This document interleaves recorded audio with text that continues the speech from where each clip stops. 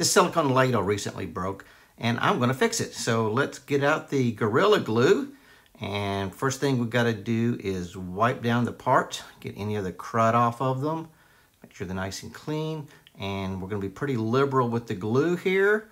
Might be a little too liberal, but hey, better a little too much than too little. And now let's press them together. We get that glued nice in there. It's a little messy, but that's fine. We wipe it up, get it nice and clean.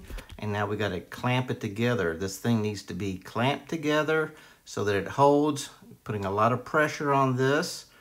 There we go, it looks nice. And now we got to wait 24 hours.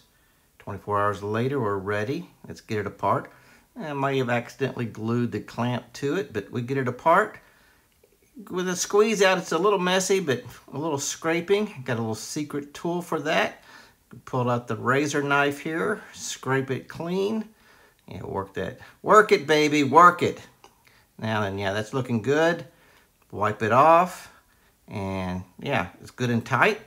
Good joint. Now let's go wash it and get it ready. Oh yeah, looking forward to this because I need dinner. And here we go. Perfect. Bon appetit.